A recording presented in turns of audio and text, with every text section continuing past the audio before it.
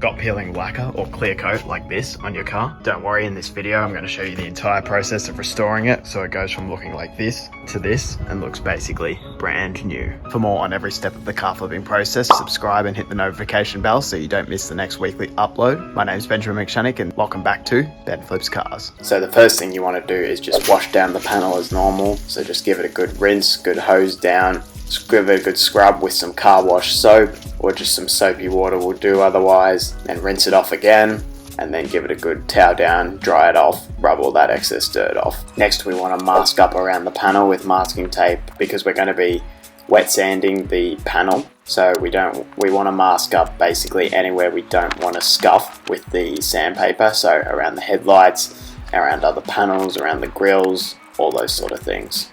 Now we're going to want to wet sand with just 600 grit sandpaper with the 600 because it's quite coarse. You only really want to focus on the damaged bits where the good clear coat here is meeting where the clear coat was peeled off. You really only want to focus on that line, and we want to be fairly light with it because we really want to try and not break through the paint, which is here.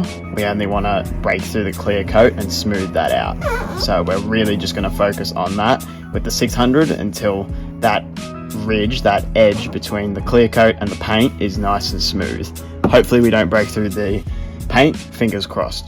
So really make sure that sandpaper and the panel is nice and wet. You can even add water as you're sanding to really keep it well lubricated. We really want it to be, well lubricated so that we reduce that risk of breaking through the paint. Don't use too heavy a pressure, once again, in order to try and not break through that paint. This is by far the most time consuming part of the whole process. You just really want to be patient with this until you eventually get it down to a nice smooth edge, or well, no edge because you want it to be smooth between that paint and the old clear coat. So now we're finished sanding with our 600 grit sandpaper. Unfortunately, as you can see, we definitely did go through the paint a little bit. So we're going to have to add in another step, which is painting the car, but that's all right. It doesn't make it any more difficult or anything, this process, just an extra step to do. And as you feel around where you've sanded and all the peeling lacquer spots, you shouldn't really be able to see any peeling lacquer anymore. You'll still see, the leftover line where the paint meets the lacquer, but it should feel nice and smooth. There's a few bits that feel still a little bit rough, but that's all right because we're going to hit it with the next grade of sandpaper in a moment and start to feather it out a little bit more into the surrounding bodywork, the surrounding panel. Now, before jumping into the next grit of sandpaper, which is going to be 800 grit, we're just going to want to wash down the panel with some water and wipe it down with a microfiber towel to make sure it's all clean of the residue, and that's going to help us not clog up the 800 grit sandpaper, which is a bit more fine. Be careful you don't rip off the bloody masking tape as I've just done. It doesn't stick too well when it's wet.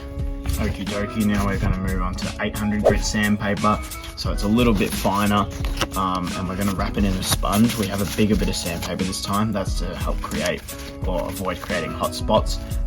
We don't need it to be as intense as before with the 600 grit or as precise, so we're going to be going for a wider area and starting to feather out just a little bit into the paint. We don't have to worry about breaking the paint that much anymore because we already did, unfortunately, so we're just going to start to feather out slightly and start to smooth out the whole area surrounding those damaged parts. So same deal as before, get everything nice and wet and lubricated. We're using that sponge now so that we avoid creating those hot spots. It's going to create a nicer, smoother, more even finish, and it's going to, using the 800 grit, which is still fairly coarse, is going to help to get rid of any little rough spots we have left along that edge between the clear coat and the old paint. Beautiful, so that's us finished with the 800 grit. After you finish with the 800, everything should feel really smooth and basically perfectly flat now around all those hard edges that you had before, because now with the 1200 and 1500 grit sandpaper, we're just going to be feathering it out. So really, everything should feel smooth now. Any imperfections that you had before with the 600 should be cleaned up now with the 800. Now, of course, before we get into the even finer grits of sandpaper, you're just going to want to spray it down again and wipe it off again with a microfiber towel. Really make sure to get all that residue off, as 1200 and 1500 grit sandpaper are quite a bit more fine. Once again, same thing, 1200 grit sandpaper, wet sand, but now we're going to want to feather everything together a little bit more, feather out a bit. You still don't want to go too far down into the undamaged areas because that's just going to create extra work for yourself when it comes to all the steps later on. but we really do want to be joining up these damaged areas a little bit now. Not completely, we can completely join them with the 1500 grit sandpaper. So let's go again. Once again, we'll wrap the sandpaper in the sponge.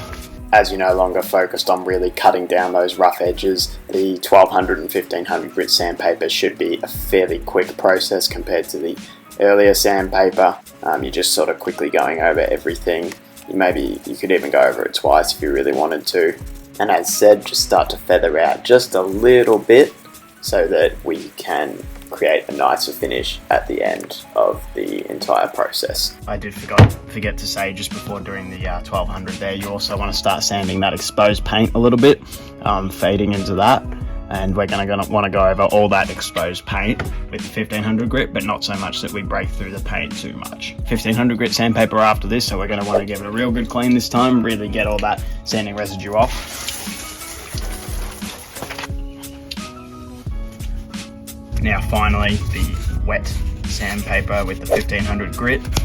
We really want to make sure we hit absolutely every surface this time. The exposed paint where we've sanded the damaged areas, the surrounding clear coat, and go down the bumper just a tiny bit more, but not too much once again, because it's going to help our new paint and clear coat and lacquer that we're going to put on adhere better if everything's been sanded to 1500 grit. It gives it a surface almost to grip onto. So let's do it. Once again, wrapping your sponge for the last sand. And you guys know the drill by now. Make sure everything's nice and wet. You're going to want the panel to be perfectly smooth after this, so make sure you hit everything, make sure it's a nice even smoothness, and then you'll be ready to do your paint. Now we've finished all our sanding, and we really want to make sure all the surfaces are nice and smooth.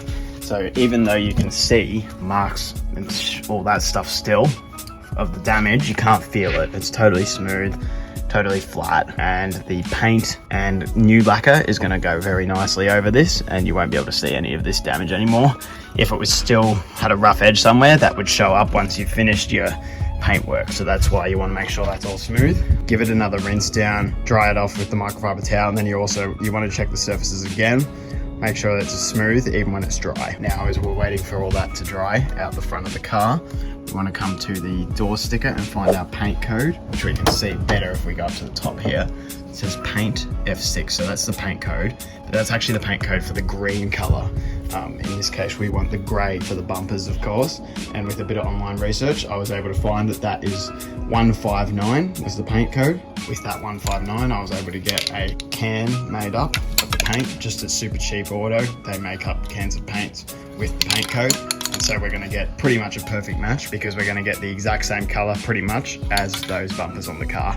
Now we're going to cover up the surrounding panels with some garbage bags to protect them from overspray with the paint and the clear coat. You don't want to cover up the actual panels though with anything, because even though we're not going to be painting the entire panels, we're just going to be focusing on the area that we've sanded. You want it to be able to fade nicely into the old panel. So if I was to put a garbage bag here to cover up the rest of the panel so that we didn't get paint on it, we would end up with a nice line, or not a very nice line, that makes it very obvious where the repaint happened. So we're not going to cover up the bumper, we're just going to cover up the lights, the grills, all that sort of thing. Usually covering everything up in a garbage bag is not that complicated, but with this shape of the bumper, there's quite a few curves and shapes happening here, so it was a little bit more difficult. And because the grill was hiding water under it, which kept leaking out and making the masking tape not stick. So make sure everything's dry before you try and stick everything down. Just a tip that I've learnt the hard way here. Forgot to mention also, this is literally just a cut open garbage bag, nothing special about it, nice and cheap. Now we're also going to cut along the edges here, just to create a nice spot that we can tape up around our panel that we're wanting to paint.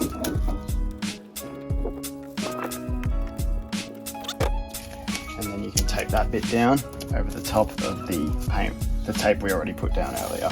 Do this for the whole panel, of course. Not complicated, just takes a bit of time, and take your time with it, because you don't want to end up accidentally getting overspray anywhere that you didn't tape up properly. So finally, after an ungodly amount of time, we have finished taping everything up. We've covered up our fog lights, our grills, and all that.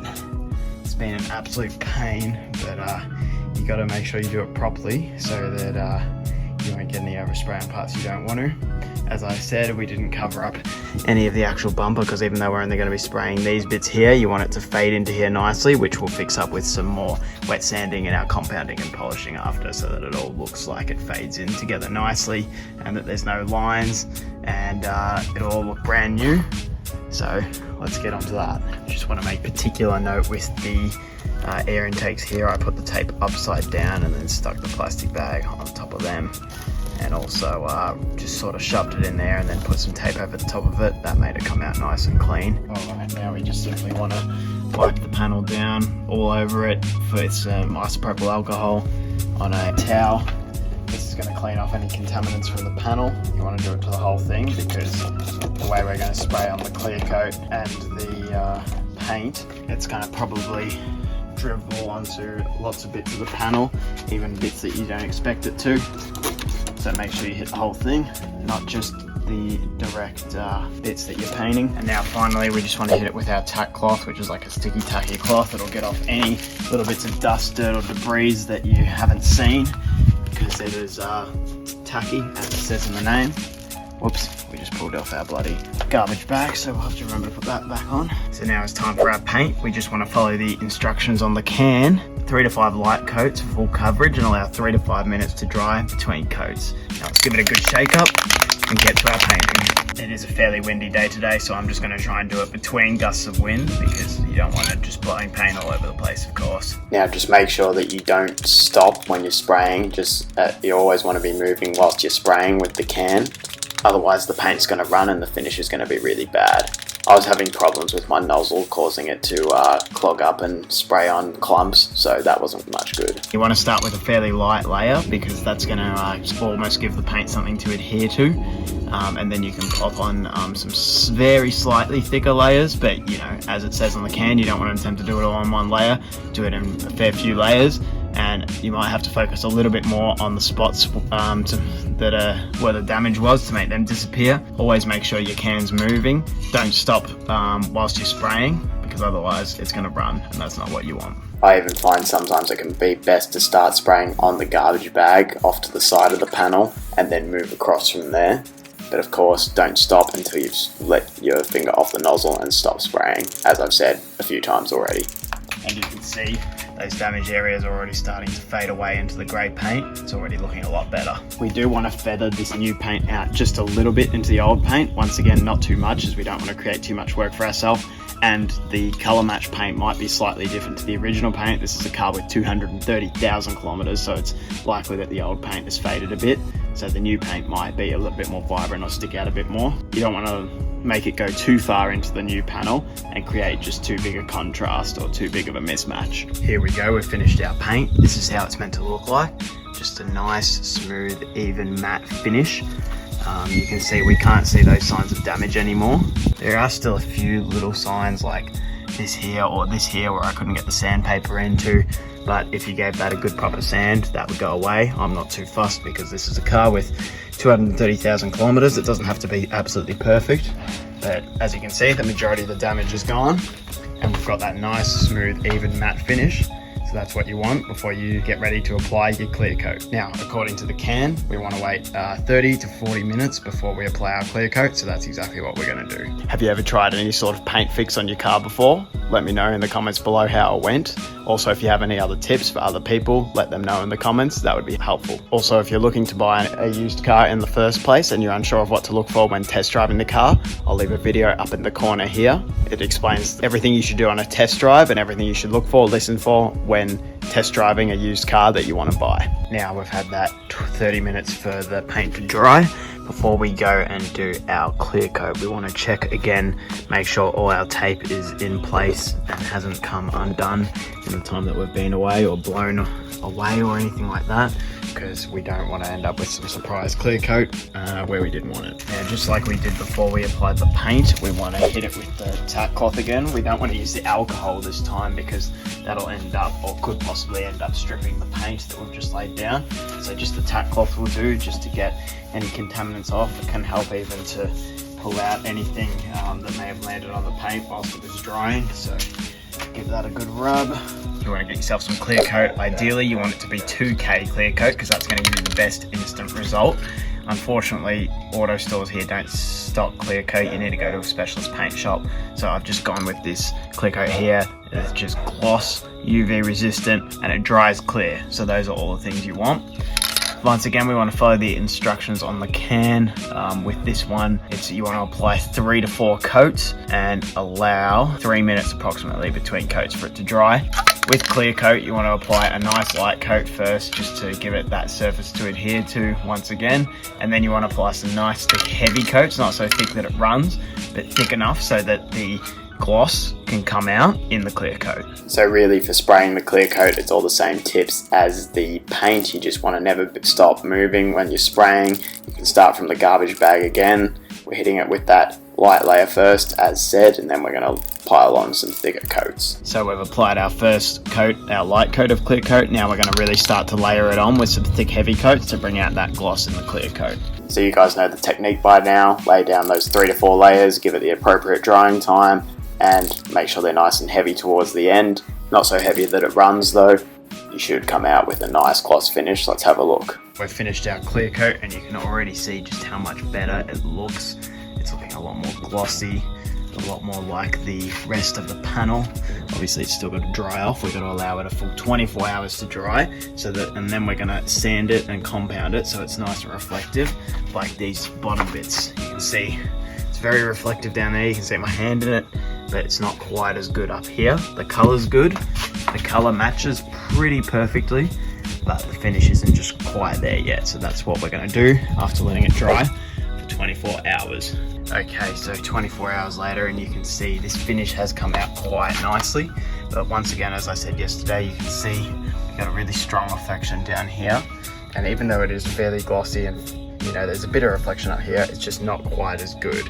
So we're going to fix that with a little bit of light sanding, a little bit more wet sanding, and then compounding, which is really going to bring out that shine that we want. First, we're going to wet sand with 1500 grit, then 2000 grit, and then finally 3000 grit sandpaper. Because we're going to polish by hand, we want to go fairly high, 3000. You could even go to 5000 grit sandpaper. It'll help speed up that polish, the compounding and polishing process. If you had an electric polisher, sanding to 2000 grit would probably be enough. Also, with this 1500 grit, first we're going to want to make sure we focus really on the bits there the damage was originally, and then we can feather out a bit further with the 2000 grit, color everything but go a bit further down into the paint, just a little bit further, and same with the 3000 grit, just a tiny bit further. We don't want to create too much extra work for ourselves, but that'll help it transition nicely into the old original factory paint. Once again, wrap it in your sponge. So it really is all the same principles as the wet sanding we did earlier. Get everything nice, wet and lubricated, but you want to be fairly light with your pressure because we don't want to break through that new clear coat that you've laid down, because then you're just going to have to put more down and it'll create a really big annoying job for yourself that you don't want. So be fairly light with the wet sandpaper, but don't be afraid to go over everything, maybe twice, as long as you keep it light. Okay, now we just simply want to spray and wipe it down again, clean the surface, because you can see there's a lot of sanding residue left over there, and we don't want that clogging up going onto the 2000 grit sandpaper next, and also the 3000 grit sandpaper after. Clean it before moving on to the 3000 grit. Now, same thing again with the 2000 grit.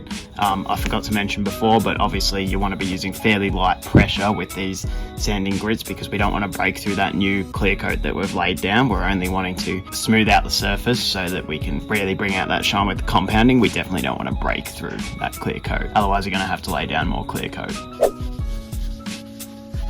And once again, clean it off. Finally, same thing again, 3000 grit sandpaper. Let's finish it off. We've done all our sanding. We want to give it one more good clean off. Make sure it's really nice and clean because you want a nice clean surface that we're going to compound and polish onto. Now we can remove the tape. Doesn't matter if we get a little bit of compound onto other parts of the car, we can just rub it off. And this is what your panel should look like after you finish the sanding. It actually looks a little bit worse, but that's all right because when we fill in all those abrasions, that's what's going to give us the nice shine. So you can see, very obviously, no shine. As we come down, the shine begins. So we're just going to compound all of that and bring out that shine. This is the exciting bit. It takes a fair bit of time and effort, but it really does make it look like new. So let me show you how that's done. So ideally you should do your compounding in cool, dry conditions. I've got it in the shade here, which is good. Unfortunately, it is a pretty hot day. It's like 30 degrees. We're just gonna do it. It just might not come out quite as nicely, but yeah, cool, shady, dry conditions. Use this compound. Seriously, I've used other compounds before. Nothing works as well as this from my experience. Meguiar's Ultimate Compound. After shaking it up a bit, you can be fairly generous, but you don't want it to be so much that it's never gonna rub in. So just something like that. It's gonna really rub into and sort of cut into and fill all these gaps here. So we're just gonna focus on this whole area. Off we go. Now you can just use a polishing pad like normal, like that. I've got this cool little Velcro thing that makes it a little bit easier to hold. And you just want to rub a lot, like a lot. Just passing over it 1 or 2 times isn't going to be enough. You got to keep on rubbing, keep going over it over and over again. Even when it looks like the compound's all rubbed in, keep going. You want to do that over and over and over again until it starts to feel like the pad is sort of gliding a little bit more over the surface. And you can also see the shine starting to slowly come out in the clear coat. So let's just keep on going. You want to use a firm, quite a heavy pressure, small tight circles. If you can see why if you had a machine polisher now, it's going to really help out here. So I think we've put enough effort into that, and then you just want to sit and let it haze up for a sec. You can rub your finger to check if it's hazed up yet. Not quite yet. Once you think it's hazed up a bit, we can just buff it off with a clean microfiber towel. So let's see how it's come out. And yes, this is looking quite good. Probably could do with a little more buffing time, so I'll remember that for the rest of the bumper, but it's pretty good. Let's show you how it looks. So there you go, you can see the reflection much better. It's looking a lot more like that original factory paint. It's gonna need a little more buffing, but you can already see how far that's come if you compare it to before. And then after, it's looking a lot more like that factory paint. So let's keep on buffing. You just want to keep on going. That's why I haven't quite gotten the shine I want yet. So keep on buffing, or you can even apply some polish if you're not quite happy with the result. But I'm just going to keep buffing, and I know I'm going to get that shine I want eventually. So let me finish the rest of the panel, and I'll show you the end results that I get. And here we go. We've now finished all our compounding, and you can see just how much better that looks. Probably do with a little bit more here. It's still not quite that full gloss, but you can see around the side here that looks absolutely unreal. Fades into the old paint perfectly well. Same with along there, really good. Absolutely fantastic. Could probably do with just a little bit more compounding in places like that and that, but you get the idea. Even down here at the bottom where we did it, looks great as well. Overall, a fantastic result. I'm very happy with it, especially for a car with 230,000 kilometers. Looks like pretty much brand new. If you have any questions, drop them in the comments below. Like the video to help me out with the algorithm, and subscribe so you know when the next car flipping video is out. I'm Benjamin McShannock, and thank you for watching Ben Flips Cars.